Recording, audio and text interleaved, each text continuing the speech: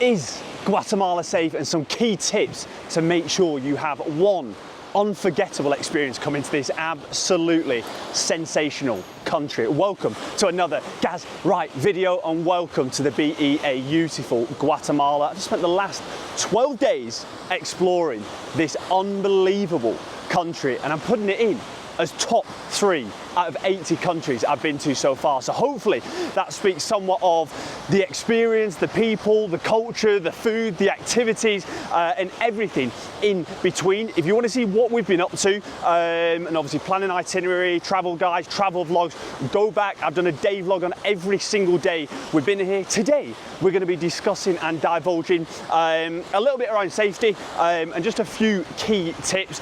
Ultimately, it's one of the safest countries I think I've ever been to. Everyone is unbelievably friendly. Like every single person you walk past, it's like being back in the north of England. Everyone's saying hello, everyone's saying buen dia, everyone's saying ciao. It's unbelievable. Generally super friendly in the morning, in the afternoon, in the day, at night time. And I think that's the key thing that like most people kind of think about when they talk about safety. It is traveling somewhat in the day, but mainly at night. What's it like if you go out for a few drinks? What's it like if you go out on your own? What's it like if you are a solo traveler? What is it like if you are a female traveler? For me, it is one of, if not, now I can't put the safest place because I'd obviously have to say somewhere like Japan. But yeah, everybody's super friendly. We've been to multiple events and activities deep into the evening, at night, where in some countries, some cities, especially London, which would be considered dangerous. We went on multiple nights out, Antigua, San Pedro, obviously on Lake Atitlan, and we went to a football match deep into the evening, fireworks being let off, flares being let off, and that was probably one of the most friendly places that we went to. At the football match as well, like,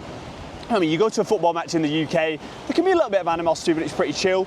South American, Central American football, just on another level. The atmosphere, the flares, they were letting fireworks off outside the grounds. You think we get in there, it could be a little bit loose, it could be a little bit dicey. Oh no, the ultras came and sat with us, gave us flags, got us involved, and yeah, was absolutely top draw. We've been between Antigua, the Acatenango volcano hike, and obviously on Lake Atitlan, which you can see behind me. All straight 10 out of 10s for experience, things you can do and stuff like that. Just make sure you come in the summer months because a lot of the stuff does depend on the weather. So yeah, November to April time. But from a safety standpoint, I would not worry here at all. If you do want to stay like in the centre to minimise like risk of walking, we're about a 12-minute walk up a few alleyways in San Pedro. We've had no problems walking late at night, and that's me, my mum and Emma. But if you were like a solo traveller or something like that, I would just look to stay in the centre of town and reduce walking up a few of these alleyways. But that's nothing to do with any experience we've had. We've walked up all them multiple times late at night, 11, 12, 1 a.m, stuff like that, after a few cervezas. I've got an absolute massive bee just dancing around in front of me. That looks less than ideal. Jesus. But again, yeah, if you're on your own, let me move away from him before he absolutely takes over me. But yeah, you just, obviously, if you wanted to minimise risk, I'd probably stay at a place called Mr. Mullet's. That's probably the best hostel in San Pedro, and it also has the best Wi-Fi on Lake Atitlan. So yeah, if that is a consideration, yeah, I would definitely stay there. On the volcano hike, again, this is kind of to do with safety, I guess, but it's probably one of the highlights, the Acatenango volcano hike. If you searched Antigua, best thing to do in Guatemala, you'll have seen it. Fuego going off in the distance, lava coming down in the middle of the night. And then you go and watch the sunrise. From a safety standpoint, the only thing I would say just be considerate of here is if you share a like tent or box, I'm going to call it, between 5 or 6 people. So, and they don't just think, oh, you two are together, you three are together. You've got to be quick on getting in there. There's a few like solo traveller girls on our group that they just put in a group with like 5 lads. So if that's something you would feel uncomfortable with, then yeah, maybe just bear that in mind. One key thing that I do think is unsafe, it's dangerous, you've got to watch out from.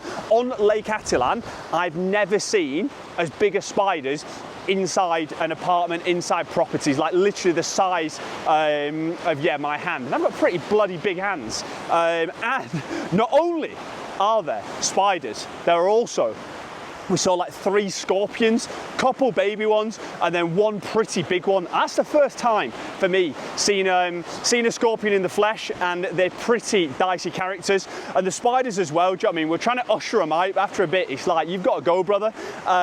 So yeah, to get rid of them, they moved at unbelievable pace. So maybe don't stay right on the waterfront. I'll just give you a quick spin right now. We're literally just staying right in the center of the frame now.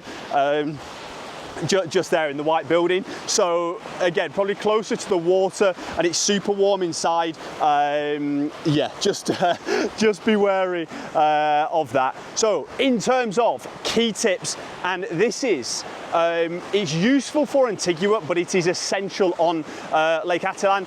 You need cash. Cash is king. There's only a few places that actually take card. If you want to pay by card, they usually charge you 9%. It is absolute extortion. And the other thing as well on cash, we got dollars out because we're in Mexico, and you can use dollars here, but obviously you get given the worst exchange rate ever. So like you'd be losing, I think it's something like 13% every time you exchange. So the best thing to do is draw cash out here.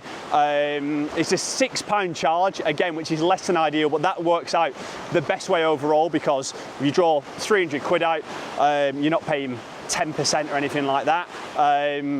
If you were to pay by card. So yeah, do just bear that in mind. Make sure you get lots of cash out, and it's very much like an early exploring type of place. Let's just perch up on this little rock here.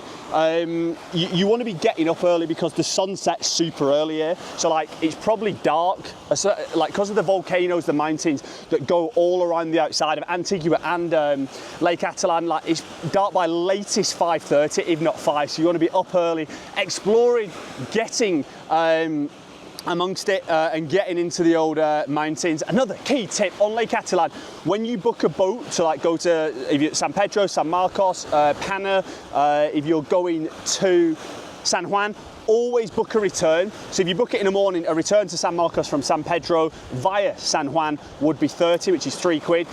We tried to come back from San Juan to San Pedro, which is generally like a 3-minute, not even that, a 2-minute boat ride, and they were trying to charge us more than the return trip to San Marcos the day before. So definitely get that locked in. Another essential thing, linking to the spiders, the scorpions, you need bug spray here. Like the mosquitoes, the little bugs, everything will be assaulting you left, right and centre. Don't let that put you off, because it's a straight vibe here, it's unreal. But do just bear in mind, you are going to need some bug spray, because yeah, you're going to be bitten alive.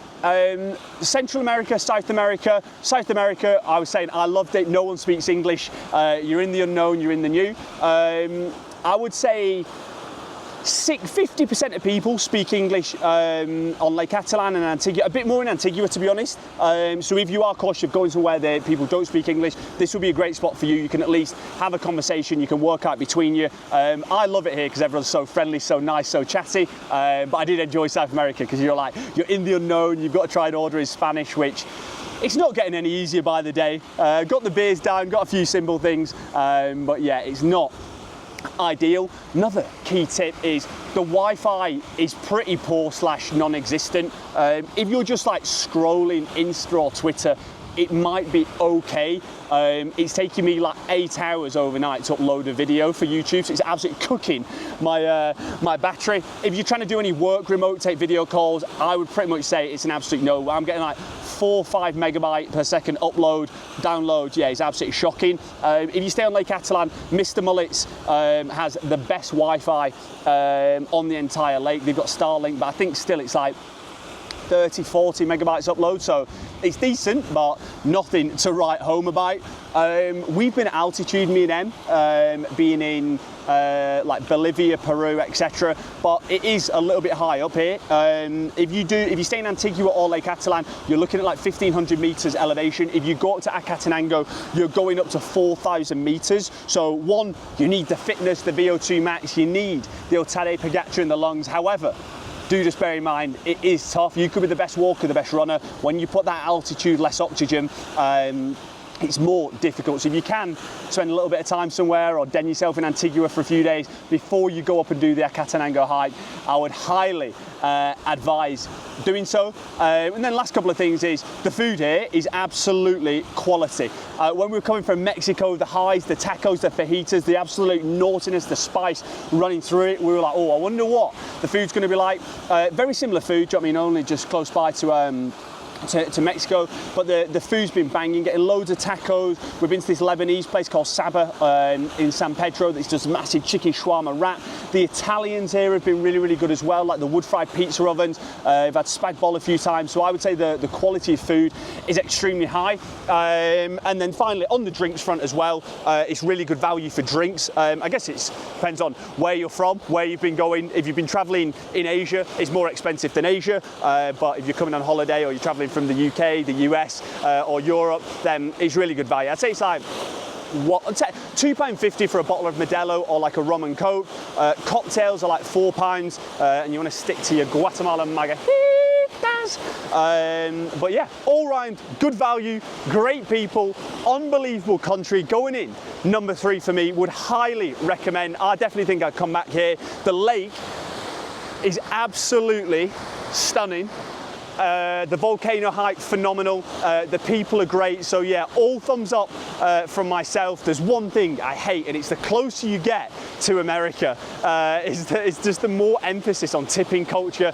I just think it's absolute cheese. Give me a price which everyone's happy with, and if I want to buy it, I'll buy it. If I think it's too much, I won't buy it. So yeah, don't be put off. If you do think, oh, the service was bad, get that taken off the bill. I'll absolutely die on that hill. But yeah, on that note, any questions, bang it in the old comments. We've got 12 day vlogs of Guatemala on the old channel. Go back, watch all those, bang me any questions, and whilst you're banging me some questions, hit that subscribe button. Still en route to 3K subs. I'll see you tomorrow, baby, en route to Costa Rica. Remember, the chef is always cooking. Let's get it.